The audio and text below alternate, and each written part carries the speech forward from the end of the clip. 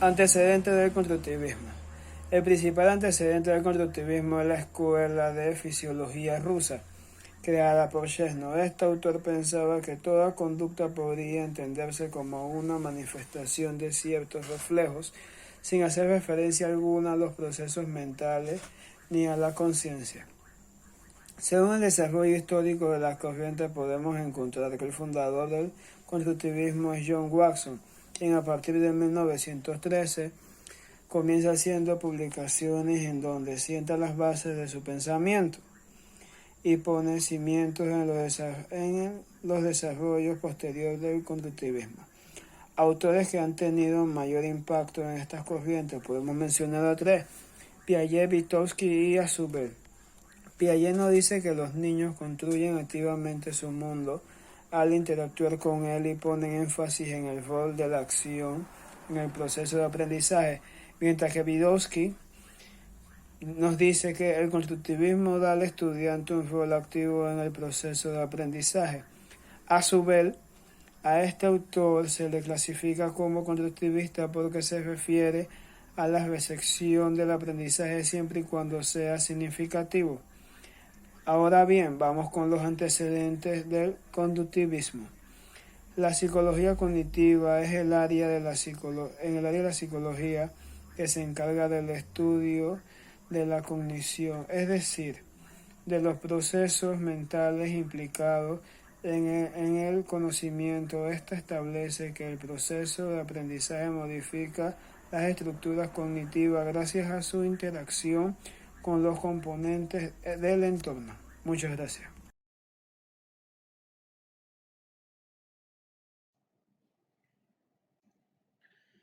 Muy buenas tardes, profesor, compañeros todos.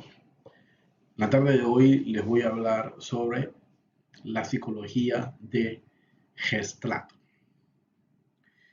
Se dice que esta es una psicología moderna y surge en Alemania a principios del siglo XX. Su fundador fue Max Wertheimer, seguido por sus alumnos Kohler, Kurt Kafka y Kurt Lewin. Esta psicología la podemos llamar como psicología de forma, la estructura de configuración o de la totalidad.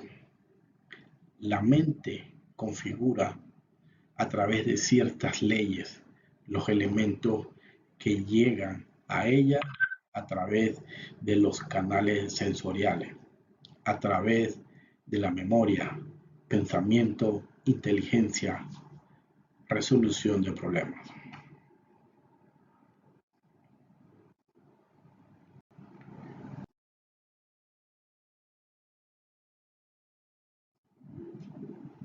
Bien, la palabra gestalt no tiene una definición única, por lo que se entiende a forma, figura, configuración o la totalidad.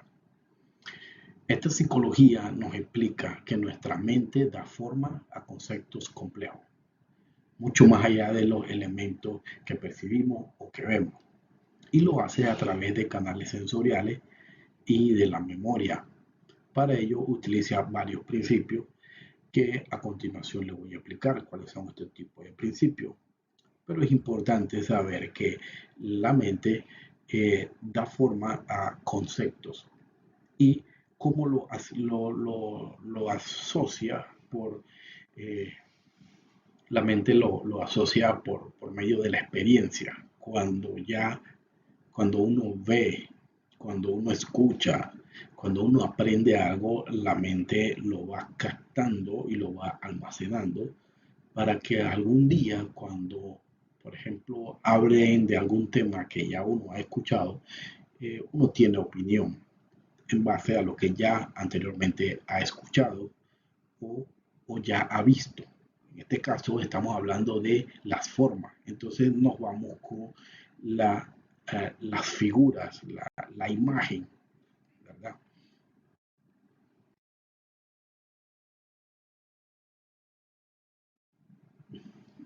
Entonces, los principios que le voy a mencionar ahora son los siguientes. El principio de similitud. La mente agrupa elementos similares. Tenemos un conjunto de elementos, eh, cuadros y círculos. Pero entonces la mente nuestra está viendo más allá de eso. Está el conjunto de elementos unidos, pero podemos identificar, por ejemplo, una cruz conformada de círculos, o podemos también ver cuatro cuadros en las esquinas que están conformados por elementos de cuadros también. Así que aquí, en este caso, la mente, este es el principio de la similitud. La mente agrupa los elementos similares.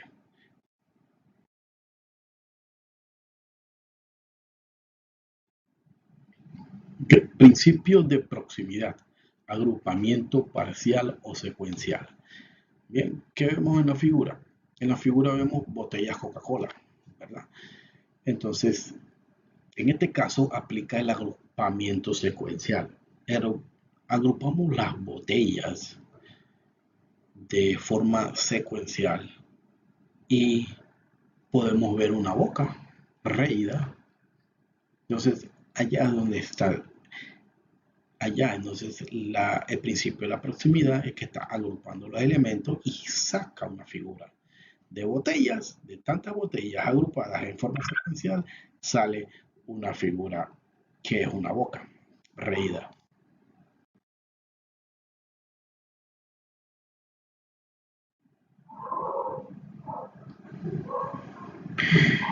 Tenemos principio de simetría. La figura se puede ver como un todo o se puede dividir y se obtienen otras imágenes. Por ejemplo,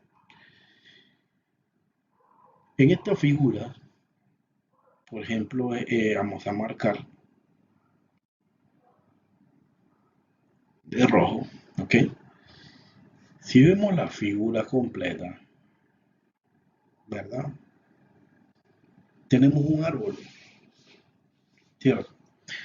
Entonces, ese es el todo, ¿verdad? Tenemos un árbol. Entonces, si la mente no está entrenada o todavía no tiene la capacidad de ver más allá de la figura principal, solamente identificamos que hay un árbol. Pero cuando ya la mente tiene experiencia y ya tiene un poco de visión más allá de agrupar y formar figuras complejas, podemos ver otras cosas, no solamente un árbol, sino que también podemos ver que aquí, ¿verdad?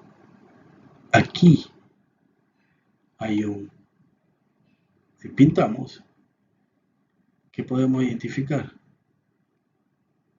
¿Mm? Un gorila, ¿verdad? Tenemos un gorila. Y en la otra parte también tenemos otra figura. Entonces ya ves que la mente ya está ampliando la visión por la experiencia. Esto es por los entrenamientos que tenga, la experiencia, los conocimientos que ya uno anteriormente va adquiriendo. Igual pasa con la siguiente figura. En la siguiente figura tenemos un árbol. Pero si dividimos en dos, si dividimos aquí, ¿qué podemos observar? Aquí tenemos la cara, de la parte de acá tenemos, de la parte de acá tenemos la cara, vamos a ver si la podemos pintar. No se pinta. De parte de acá tenemos la cara de, de un hombre y tenemos la cara de una mujer. Entonces, eso es, eh, la figura se puede ver como un todo o se puede dividir para obtener otras imágenes.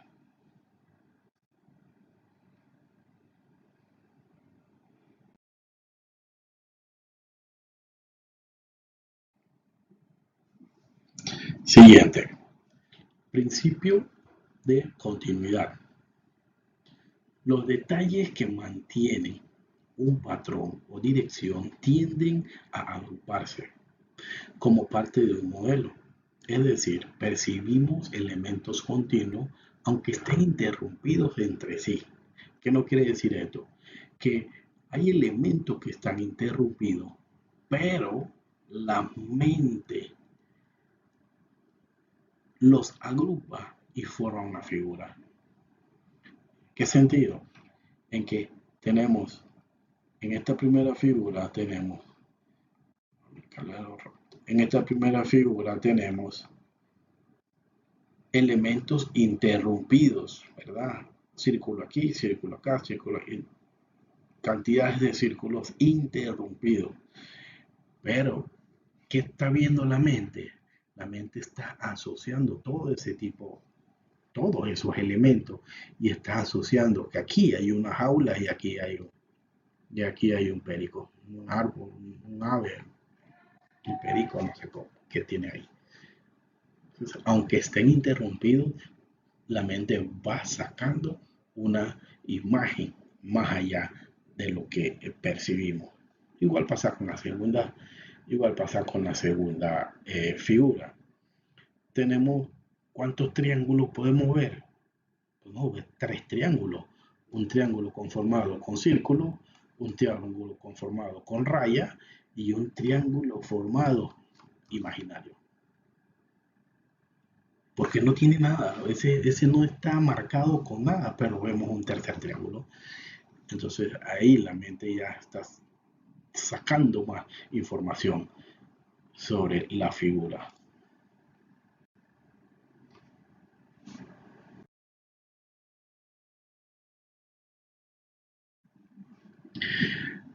El siguiente principio es el principio de dirección común.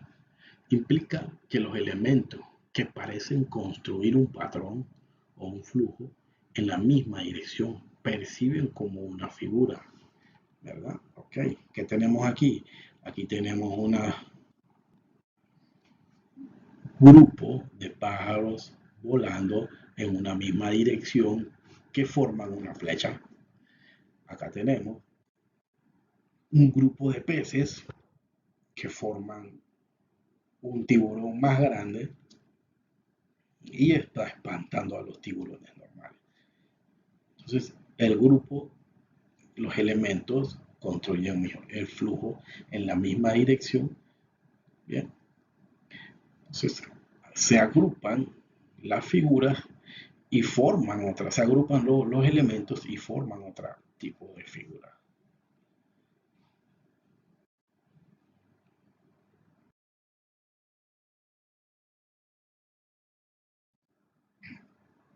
El principio de cerramiento. Las líneas que circundan una superficie se captan, ¿verdad? Entonces, en esta etapa que ya vamos, la mente ya está viendo más allá de lo que percibe una imagen simple. Entonces, ¿qué dice? Aquí dice, las líneas que circundan en una superficie se captan. ¿Qué líneas se captan? ¿Ve? Aunque la línea no esté marcada, por ejemplo, miren, esta línea no está marcada, pero ya la mente la está viendo. Incluso que esta línea se pasa para acá, ¿verdad? Entonces, las líneas se captan aunque ya no estén marcadas porque ya la mente está viendo más allá.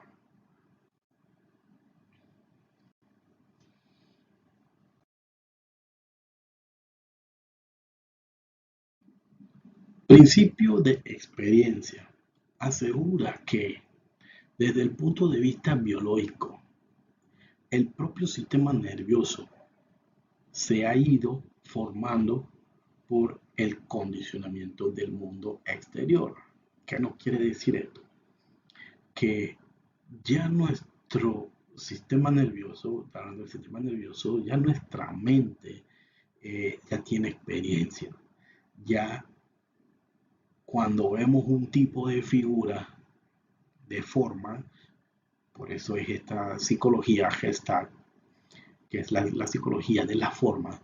Cuando vemos una figura, eh, nos vamos a adentrar a esa figura y vamos a ver más allá de lo que nos presentan. Entonces le vamos buscando una forma a lo que a simple vista otras personas no la ven, otras personas sin experiencia no la ven. Entonces si vemos esta imagen que está acá, eh, cualquiera persona dice una imagen en la playa, o en la nieve, o sea, que muchas figuras, muchas personas, pero entonces ya cuando ya se tiene la experiencia, uno va agrupando esos elementos y va sacando una imagen, aparte de lo normal que se ve. Entonces, si queremos ponerle un nombre a esta imagen, yo le pondría que esa es la cara de Madonna, por decirte, porque yo la veo ahí. Entonces ya yo tengo mi experiencia, ya yo tengo la visión de que a ella, que Madonna está dibujada en esa imagen. Bueno, por ahora, esta es mi parte que le tenía que hablar y a continuación vienen mis otros compañeros. Muchas gracias y saludos. Bien, a mí me tocó hablar sobre la teoría genética de Piaget. Esta teoría genética es uno de los ejemplos más claros sobre la integración y fundamentación de una teoría en una epistemología. En esta teoría de Piaget vemos que se caracteriza por ser constructivista, ya que el conocimiento es, es una construcción continua y no preformado, es decir, es algo que se va construyendo y no que está formado. Bien, en esta teoría vamos a ver 4 niveles jerárquicos. La primera es la inteligencia sensorio-motriz, que va desde los 0 hasta los 2 años de edad, es decir, desde que una persona nace hasta que tiene 2 años de edad. Esto es antes del lenguaje, antes de que el bebé construya objetos permanentes. En esta etapa, el niño o el sujeto, el individuo, recurre a experiencias de tipo sensorial y motriz para conocer el mundo que los rodea y poder relacionarse con ellos. Pues como podemos ver, vemos a niños que van relacionándose con el mundo. El segundo nivel es periodo preoperativo, que va desde los 2 años de edad hasta los 4 años de edad. En ella, el infante o el niño va adquiriendo lo que es el lenguaje y también sus primeras representaciones de la realidad. El tercer nivel es operaciones concretas, que va desde los 6 años de edad hasta los 7, donde hay una mayor consistencia del conocimiento del objeto y el niño tiene la capacidad de realizar operaciones mentales lógicas. El último nivel o etapa es el operatorio formal, que va a partir de los 12 años de edad, donde el niño puede razonar con hipótesis, donde puede formular conjunto de explicaciones posibles y luego de someterlas a prueba para realizar su confirmación lógica, empírica. Bien, según esta manera, según la teoría de Piaget, es una manera de ver el desarrollo del ser humano, donde el conocimiento del infante es elaborado y reelaborado a medida que el niño se va desarrollando y va adquiriendo conocimiento desde su edad, porque empieza como un cuaderno en blanco, que no sabe nada, que no sabe leer, que no sabe escribir, que no sabe hablar, hasta un momento donde va haciendo hipótesis. Entonces, por eso es la teoría genética y en ella, a partir de los años, él va adquiriendo conocimiento y su desarrollo. Bien, en su epistemología genética, Piaget describe 3 tipos de conocimientos. El primero es el conocimiento físico, que es el que concierne a los objetos en el mundo. El conocimiento puede ser adquirido mediante sus propias perspectivas. Como podemos ver en la diapositiva, vemos figuras de niños, de bebés, construyendo con objetos a una persona adulta con él, enseñándole. Ese es el conocimiento físico, ya que va construyendo, va viendo, va relacionándose. El segundo conocimiento es lógico-matemático y es aquel más de tipo abstracto y que debe ser inventado. El conocimiento social arbitrario sería el tercer tipo de conocimiento y que es específico de cada cultura. Son los datos adquiridos por el sujeto al pertenecer a una sociedad.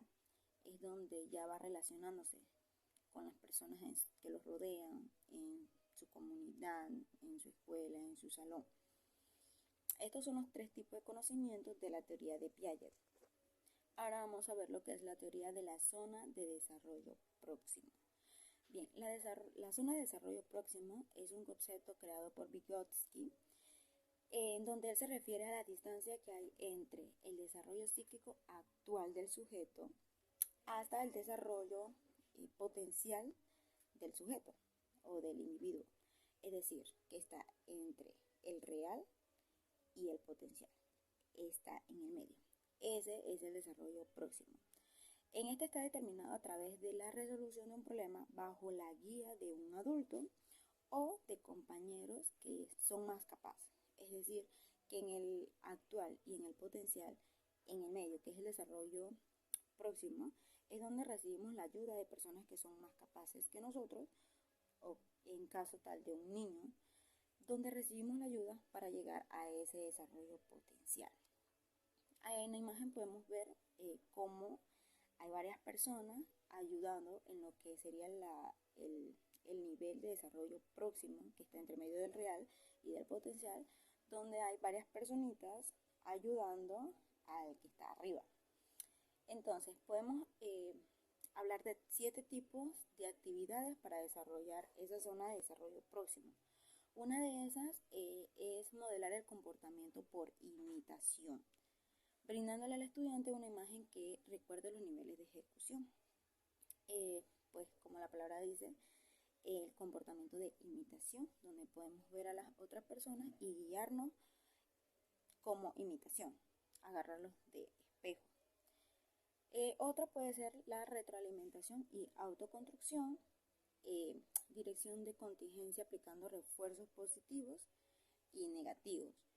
La instrucción directa para proporcionar la claridad de la información transmitida. Preguntas que requieren respuestas colectivas. Es decir, yo tengo una duda, yo tengo una pregunta y pues en un grupo alguien me puede ayudar. Yo tengo una pregunta y los demás pueden ayudarme a resolver la duda que yo tengo. Diseñar tareas estructurales. Los razonamientos de los estudiantes deben ser explicados para conocer sus estructuras cognitivas y así crear nuevas situaciones de aprendizaje. Muchas gracias. Hola, ¿qué tal? Mi nombre es Ana Rivera. El día de hoy vengo a desarrollar la teoría del descubrimiento según Borner. Este era un filósofo pedagogo que desarrolló la teoría del descubrimiento en los años 60.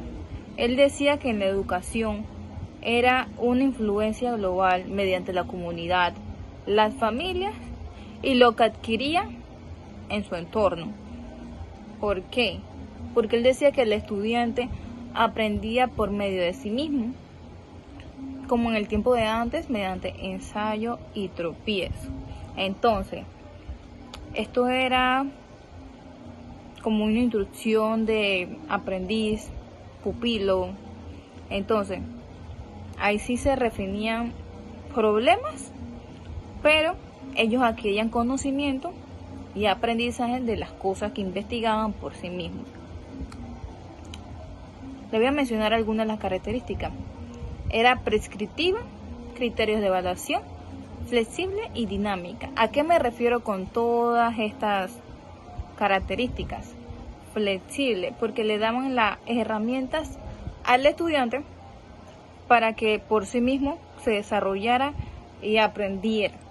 Entonces, dinámica, porque eran prácticas. Entonces, mediante cuando uno va haciendo prácticas, uno adquiere conocimientos o uno ensaya y ensaya hasta que le funcione lo que uno está aplicando, los conocimientos que uno está aplicando. Los beneficios de esta teoría: sirve para superar las limitaciones del aprendizaje tradicional, no como se da todo el tiempo, que nosotros somos espectadores y los profesores son las herramientas de transmisión de conocimientos y aprendizaje. Se podría cambiar ese tema. Entonces, tenía potencia para las estrategias que eran metacognitivas. Como lo digo, se aprende cómo aprender. Los niños principalmente aprenden por observación. Ellos observan e imitan lo que la otra persona está haciendo. Entonces, de esta manera se adquiere el conocimiento. Entonces, los alumnos aquí ejercen un rol, un papel más activo, ya que de ellos depende el aprendizaje que ellos adquieran, porque ya los niños buscan el porqué de las cosas. Como siguiente punto, este método supone crear un ambiente especial en el aula para que éste sea favorable, considerando los siguientes elementos: la actitud del estudiante, la compatibilidad, la motivación, la practicabilidad y la importancia de enseñar. La actitud del estudiante es muy importante, porque el estudiante debe ser un ente que es activo, que le importe investigar de por qué las cosas, del por qué pasan ciertas cosas, de por qué se dan y cómo se dan en el proceso algunos métodos. La motivación. Nosotros tenemos que tener motivación de otra persona, sentir del por qué yo voy a descubrir, qué voy a descubrir, la curiosidad. La practicabilidad es muy importante, porque por este método se aprende cada uno de ellas, y la importancia de enseñar. Es una integración de práctica y teoría, y de esta manera se adquiere conocimiento con mayor facilidad.